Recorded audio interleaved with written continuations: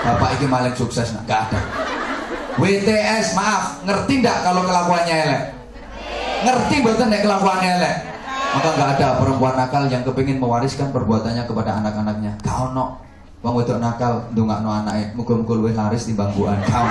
Sekali lagi, ini nggak bisa dibohongi. Hati nggak bisa dibohongi. Maka orang melakukan kebaikan sama orang melakukan kejelekan, itu perasaan di hati pasti berbeda. Halo. Nek ngelakoni apik mesti ning ati tenang, bahagia. Nek ngelakoni elek mesti ning ati gelisah. Ibu, Mbak. Kita celuk ibu apa tak celuk Mbak? Oke. Oh, adik. Wis, adik. Kemayu. Oke. Wong iku nek nglakoni apik mesti ning ati tentrem bahagia, tapi nek nglakoni elek mesti ning ati resah, gelisah. Pasti itu, pasti. Coba saya tanya, bawa uang sendiri sama bawa uang organisasi rasanya sama apa beda? Beda. Kalau bawa uang sendiri tenang, bawa uang organisasi entit-entitan mesti gelisah. Makan jatah sendiri sama makan jatahnya orang lain sama apa berbeda? Beda. Halo. Di bawah suami sendiri sama di bawah suami orang itu rasanya sama apa beda?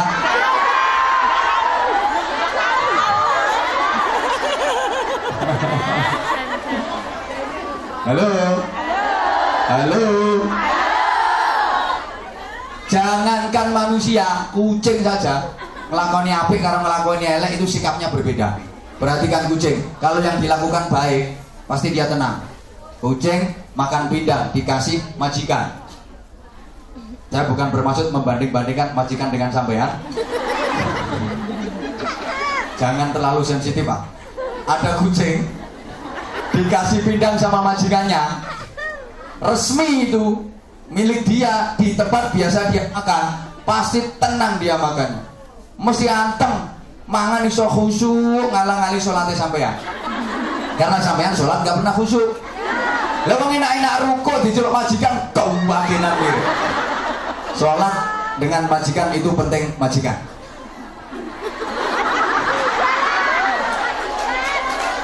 Loh iya kok. Pokoknya aku kapan diundang ning Hongkong itu pasti saya sampaikan itu. Ya orang kok buka rahasia mau kenyataannya yang ngono tenang. Kadang sholat yang delik-delik. Lha tak dongano muga-muga le majikan sing apik kabeh. Muga-muga sampeyan dadi majikan, majikannya dadi sampeyan. Halo. Halo. Coba kucing mangan resmi halal sasuwanallah tenang. Apa ana bledek tuwor. Jare kucing emangnya gue pikirin santai, gak ngereken. Tapi ana kucing nglakoni barang orang kena. Pindang ditutupi rapet tindian tep, lah kok diokeh, diongkat. Delon arep ngokeh mesti pendirangan. Pletik-pletik pendelik pasti. Pasti lemek so diokeh. Ana wong lewat sriwet peledet melayu. Ampun ndase mlebu separo lho badannya. Itu kucing yang lakoni gak ngena. Maka cirinya orang yang baik, halo. Al khairu yuhibbul khaira wasyarru yuhibbus syarra. Orang baik itu seneng manggon ning keapian, betah manggon ning keapian, kerasan berada di tempat kebaikan. Orang yang baik itu orang yang kerasan manggon ning keapian, betah mengikuti kegiatan kebaikan. Orang Islam yang baik itu orang Islam yang betah berada di masjid, betah berada di majelis taklim seperti ini. Orang Islam yang selamat itu orang Islam yang betah berada di majelis taklim. Termasuk TKW yang selamat. Itu TKW yang betah kerasan berada di majelis taklim, kerasan berada di pengajian. Padha karo iwak sing selamat, iku iwak sing betah kerasan manggon ning jero banyu. Ana iwak kok ora kerasan manggon ning jero banyu, iku tandane iwak njaluk digoreng. Ana TKW ora kerasan manggon ning pengajian, iku tandane TKW njaluk digoreng.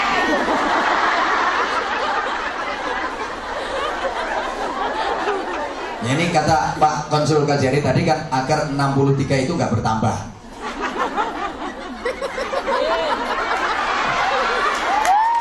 Kalau ada lagi digoreng saja. Tapi selama sampean seperti ini insya Allah aman. Tapi nggak mungkin zaman seperti ini terus, nggak mungkin. Apa sama janji akan seperti ini terus? Di kamar mandi? Ya enggak, artinya dalam kehidupan keseharian subhanallah ajining rogo sarono. Insya Allah kalau pakaian-pakaian kayak gini kan Anda kelihatan lebih cantik. Benar.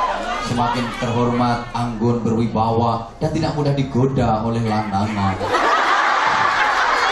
Ya iya. Emang bener yang kalau saya ngaji di daerah Indonesia sana tak sampai no dadi wong wedok supaya selamat coro jajan tiru lemper Nogosari rukun aman gak dirubung laler soalnya bungkusan rapet ojo tiru bikang wis sudah ngeloweh bisa dirubung laler. Bener, rata-rata kasus-kasus pemerkosaan yang terjadi yang ada itu kesalahan dari pihak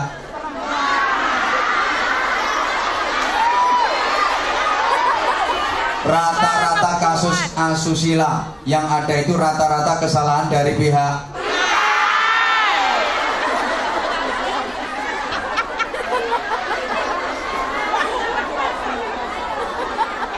salahnya pakaian merangsang, menantang, bikin tegang.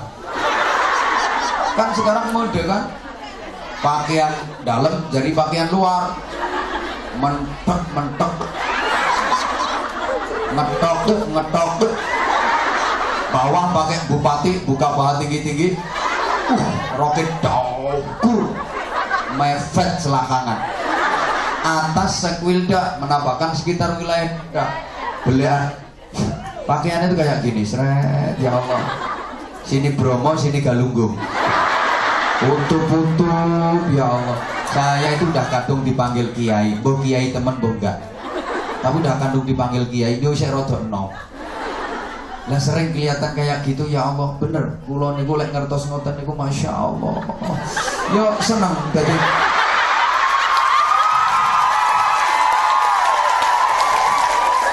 loh seneng nuturi durung rampung di sorak terus tak kira-kira dengarkan dulu saya itu jujur kalau lihat yang kayak gitu seneng nuturi dan pasti saya berdoa agar kita model aku tuh ya Allah moga-moga dicoloti kiri nanti kerayah dikewok bisa mesti san resik si modelnya ben.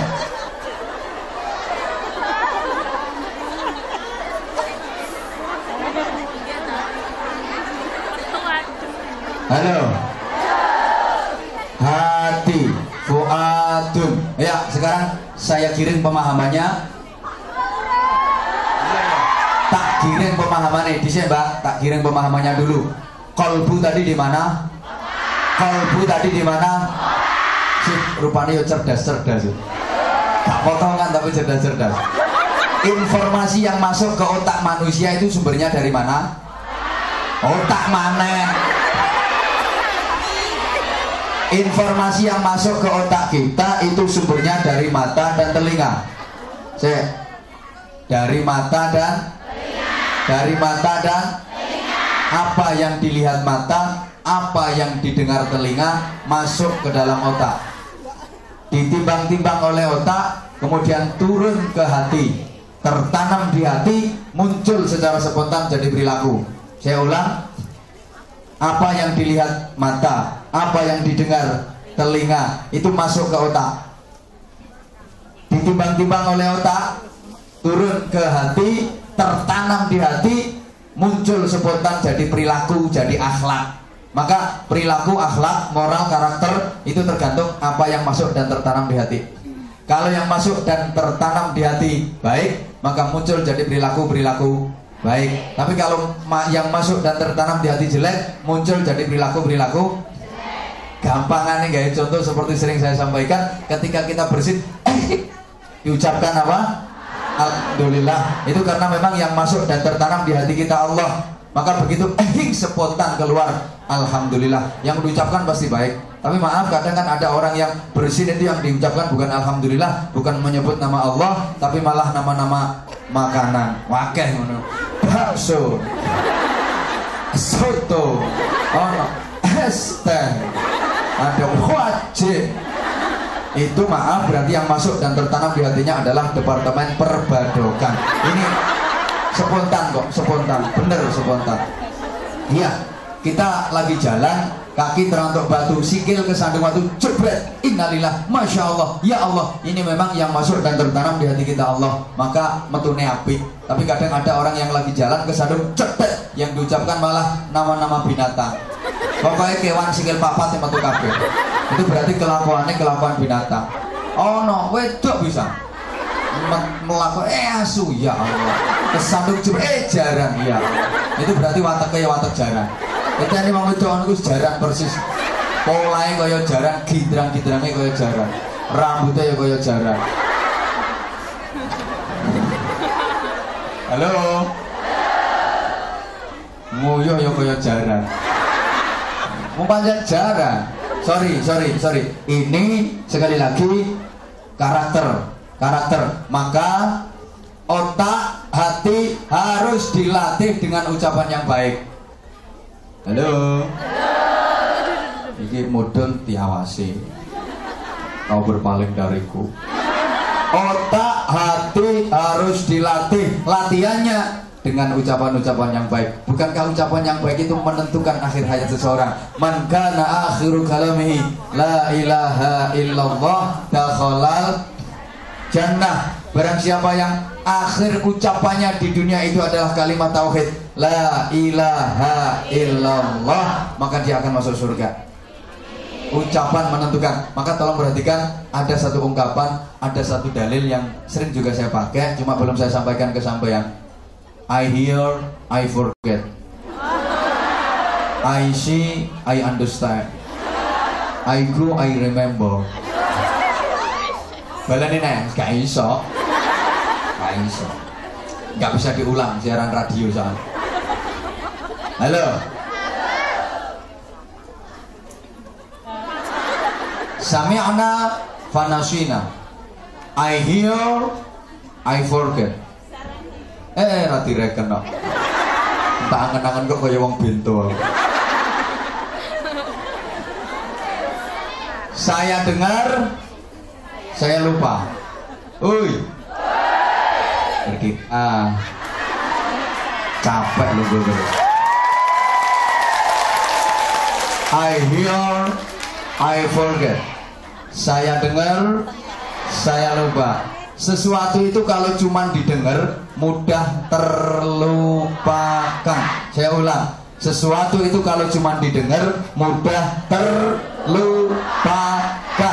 Biasanya ngaji juga begitu. Ngaji ku nek cuma ngaji kuping, iku sing sering mlebu kuping tengen, metu kuping tengen. Metu kuping kiwa lumayan. Isek masuk ono labete. Ini mendal. Jadi masuk kuping kanan, keluar lagi kuping kanan. Mendal. Maka jangan hanya pakai telinga. Sesuatu yang hanya berdasarkan telinga itu sering salah faham dan sering menimbulkan faham yang salah. Kan banyak fitnah itu gara-gara bisik-bisik tetangga. Gak harus tetangga. Gara-gara ini. Halo.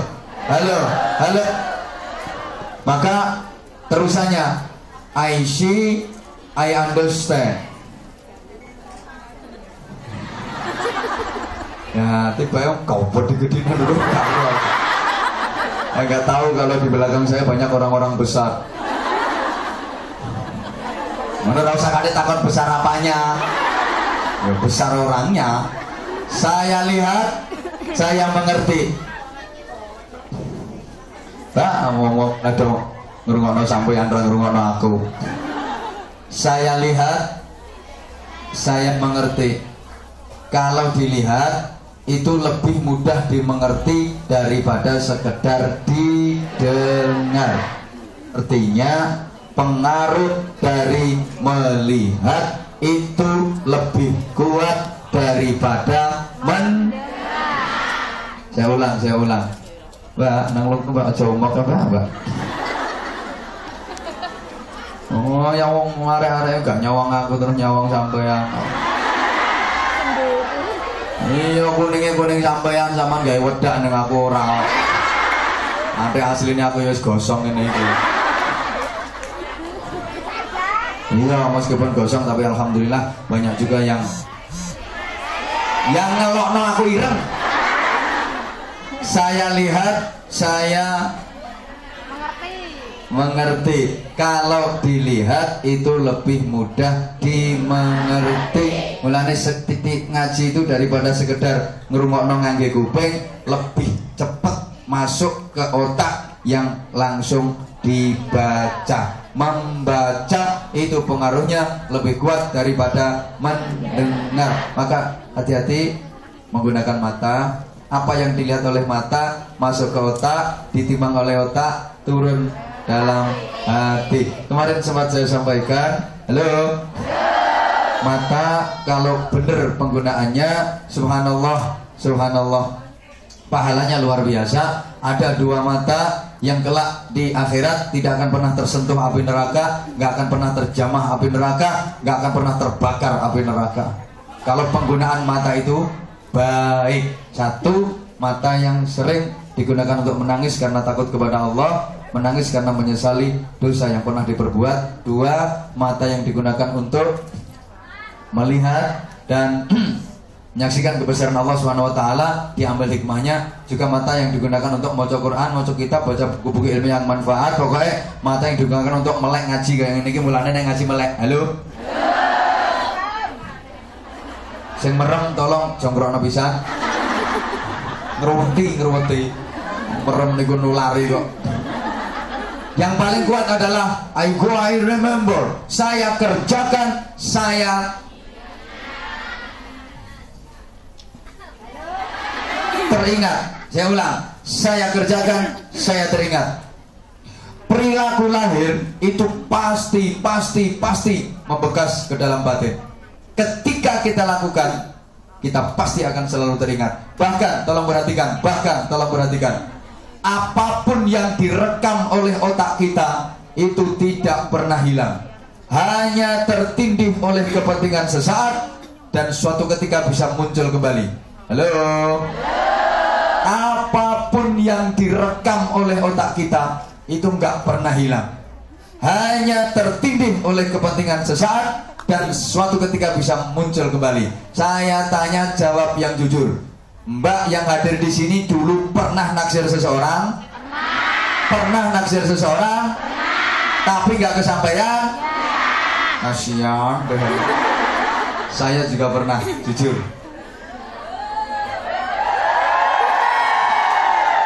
Enggak, tapi yang saya dapat jauh lebih baik daripada yang saya taksir dulu. Halo sayang. Jujur, saya juga pernah menaksir seseorang, tapi orang yang saya taksir nggak naksir saya. Saya pernah. Saya nggak merasa patut untuk dikasihani. Kenapa? Karena yang saya taksir dengan yang saya itu justru lebih baik yang saya dapat. Oh, lebih baik yang dapat. Justru yang dulu saya taksir nggak mau itu pasti sekarang menyesal luar biasa dia.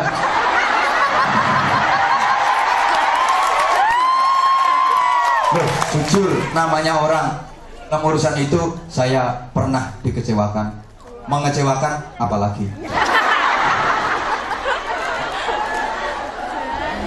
Enggak, mudah-mudahan kita semua yang hadir ini tidak pernah dikecewakan dan tidak akan pernah mengecewakan. Amin murah arah mandi, karena itu nggak mungkin terjadi.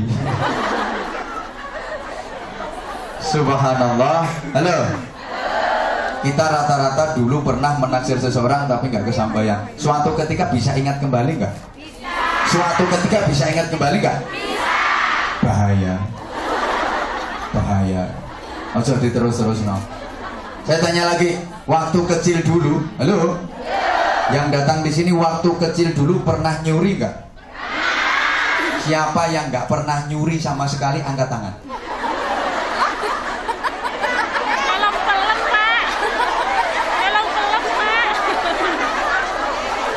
Siapa yang nggak pernah nyuri angkat tangan?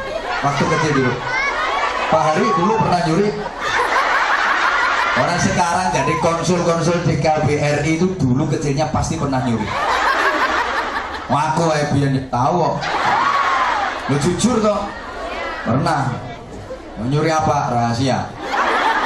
Nanti nyeritakno kenakalannya nggak ditiru bocah-bocah. Subhanallah. Pernah. Yombo saiki kok iso dadi kiai aku dhewe ora gunung ya. Pernah. Dan satu ketika pasti itu akan muncul kembali, ingat kembali. Maka hati-hati memasukkan informasi ke otak kita. Hati-hati, harus dilatih dengan pertama ucapan yang baik. Falyaqul khairan aw liyasmut. Ucapkan yang baik. Kalau nggak bisa mengucapkan yang baik, lebih baik diam. Halo. Jemaah sekalian yang saya hormati rahimakumullah. Falyaqul khairan. Ucapkan yang baik. Ucapan yang baik itu ucapan yang manfaat. Ucapan yang manfaat dan diperlukan. Kalau nggak manfaat, nggak diperlukan, nggak usah ngucap, nggak usah ngomong. Ngone kakean malah salah. Coba yang punya anak. Misalnya ketika zaman punya anak nakal, yang zaman ucapkan apa? Bocah kurang ajar. Ngono to? Hei. Bocah kok nakal, bocah kok kurang ajar, anak nakal, anak kurang ajar. Dengan sampean ucapkan anak nakal, anak kurang ajar, kira-kira nakalnya, kurang ajarnya waras napa mboten? Malah dadi. Malah nemen padha karo sampean dongakno. Anak kurang ajar. Pas ana malaikat amin. Anak kurang ajar temen iku dongane sampean. Apalagi ibu-ibu iku biasanya rada merawat oleh ning anak. Ibu-ibu iki lho. Rada merawasno, sing wis ibu, sing mbak belum. Yang sudah ibu biasanya merawasno. Kenapa? Marah sama suami, mangkel sama suami, gak berani. Akhirnya anak sing dimusuh. Itu rahasia perempuan seperti itu memang. Nang wong lanang mangkel gak wani, anak sing dimusuh. Subhanallah. Kadang anak bocah kualat. Ya Allah, kena kualat temen mandi ucapannya sampean dhewe. Lah nek anak sampean kualat berarti sampean mbok-mbokane. Nah, sampean meteng iku berarti gembel wong. Sampeyan manak nguweden kuwi yang ngetokno wong. Nah, sampeyan gerangane wong kualat. Jangan seperti itu. Coba ketika anak nakal sampeyan astagfirullah, subhanallah, ya Allah, kira-kira jadi marah enggak? Hah? Gak kira ana wong marah karo zikir. Ketok anak kok subhanallah. Yakin gak mungkin. Gak mungkin jadi marah. Wes sampeyan nggo sapu ya, nggo sapu, kadang mbok seblek anakmu. Misale wes Yus pokoknya sing apik lah, apa subhanallah, apa Allahu akbar, nek Allahu akbar kok koyo ate nglawan setan ya sama kan. Ya ojo terlalu Allahu akbar lah. Niku koyo tani arep mateni wong kafir ae. Lha nek nganten anyar nganten anyar gak apa-apa. Dalam kamar Allahu akbar. Biar mertua dengar wah lagi sholat. Allahu akbar. Dipikir sholat padahal ya sholat. Ya, padahal sholat gitu. Nenek musuh anak ya Allahu akbar. Ya Allah. Astagfirullah, subhanallah. Andaikan itu memukulnya bukan karena nafsu. Andaikan terpaksa kok nyebles tenang, itu nyeblesnya bukan karena nafsu dan tidak ditunggangi setan. Karena setan nggak mungkin barengi wong sing zikir. Iya, andaikan terjadi. Tapi insya Allah ketika yang kita ucapkan astagfirullah, masya Allah, ya Allah, mungkin jadi marah. Gak mungkin jadi marah. Saya ngomong-ngomong, marah itu boleh apa enggak? Marah itu boleh apa enggak? Boleh. Oke, kalau boleh tolong tunjukkan saya perda mana yang memperbolehkan orang marah. Perda mana yang memperbolehkan orang marah?